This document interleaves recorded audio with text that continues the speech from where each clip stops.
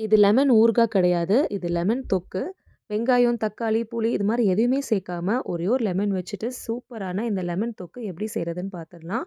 தயிர் சாதம், plain rice, idli, dosa, variety rice எல்லாத்துக்குமே சூப்பரா இருக்கும். நல்லா பழுத்த லெமன் ஒண்ணு எடுத்துக்கலாம். அதில இருக்கிற விதைகள் எல்லாத்தையுமே எடுத்துடலாம். சின்ன சைஸா இருந்துச்சுன்னா 2 எடுத்துக்கோங்க. பெரிய சைஸ்னா 1 போதும்.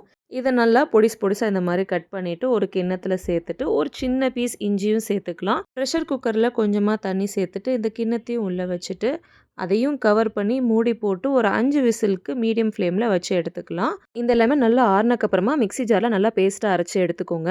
அடுத்து கடாயில நல்லெண்ணெய் சேர்த்துட்டு, கொஞ்சம் கடுகு, 4, 5 பூண்டு, கருவேப்பிலை, ஒரு பச்சை மிளகாய் எல்லாத்தையும் சேர்த்துட்டு நல்லா பொரிஞ்சக்கப்புறமா, ஒரு 1/4 ஸ்பூன் அளவுக்கு மஞ்சத்தூள், 1 ஸ்பூனுக்கும் கொஞ்சம் கம்மியா மிளகாய் தூள் சேர்த்துட்டு நல்லா கம்மி ஃப்ளேம்ல அந்த எண்ணெயிலேயே நல்லா மிக்ஸ் பண்ணி விட்டுக்கலாம். மசாலா வந்து தீஞ்சிராம வந்து மிக்ஸ் பண்ணணும். அடுத்து இப்போ நம்ம பேஸ்ட் பண்ணி வச்சிருக்கிற லெமனை வந்து சேர்த்துட்டு நல்லா வந்து மிக்ஸ் பண்ணிக்கலாம். அடுப்பு ஃப்ளேம் கம்மியிலேயே இருக்கட்டும். அடுத்து கொஞ்சமா நம்ம உப்பு சேர்த்துக்கலாம். இப்போதைக்கு கொஞ்சமா நம்ம சேர்த்துக்கிட்டா போதும். சேர்த்துட்டு நல்லா ஒரு மிக்ஸ் கொடுத்துக்கலாம். இப்போ பக்கத்துலேயே ஒரு கடாயில 2 ஸ்பூன் கடலப்பருப்பு, 1 ஸ்பூன் அளவுக்கு துவரம் பருப்பு, 1 ஸ்பூன் அளவுக்கு மல்லி, 1/2 ஸ்பூன் மிளகு, சீரகம், 1/4 ஸ்பூன் அளவுக்கு வெந்தயம் வந்து நல்லா மீடியம் ஃப்ளேம்ல ரோஸ்ட் பண்ணிக்கோங்க. கூடவே கொஞ்சமா வந்து கட்டி பெருங்காயம் இருந்தா சேர்த்துக்கோங்க. தூள் பெருங்காயம் இருந்தாலும் சேர்த்துக்கலாம்.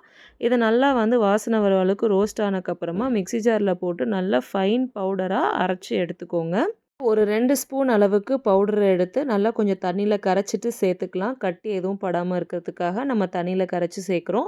மிச்சம் இருக்கிற பவுடர வந்துட்டு நீங்க வத்த குழம்பு, புளிக்குழம்பு இந்த மாரி செய்றதுக்குலாம் யூஸ் பண்ணிக்கலாம். கொஞ்சமா தண்ணி சேர்த்துட்டு நல்லா மிக்ஸ் பண்ணி விட்டு, இது ஒரு 5 நிமிஷத்துக்கு மீடியம் ஃப்ளேம்ல நல்லா மலமலன்னு கொதிக்க விட்டுருங்க. இப்போ கடைசியா நம்ம டேஸ்ட் பார்த்துட்டு தேவைப்பட்டுச்சுன்னா கொஞ்சமா உப்பு சேர்த்துட்டு நல்லா ஒரு மிக்ஸ் குடுத்துக்கலாம். கூடவே கொஞ்சமா வந்து வெல்லம் சேர்த்துக்கோங்க. நான் இதில காட்ட மறந்துட்டேன். அப்படியே ஒரு 2, 3 நிமிஷத்துக்கு விட்டிங்கன்னா, எண்ணெய்லாம் பிரிஞ்சு சூப்பரா நம்ம லெமன் தொக்கு வந்து ரெடி ஆயிடும். இதுக்கு புளி, வெங்காயம், தக்காளி எதுவுமே சேர்க்காம ஒரே ஒரு லெமன் வச்சு தான் நம்ம செஞ்சுருக்கோம். டேஸ்ட் ரொம்பவே நல்லாயிருக்கும். கண்டிப்பா இந்த ரெசிபிய ட்ரை பண்ணி பாருங்க.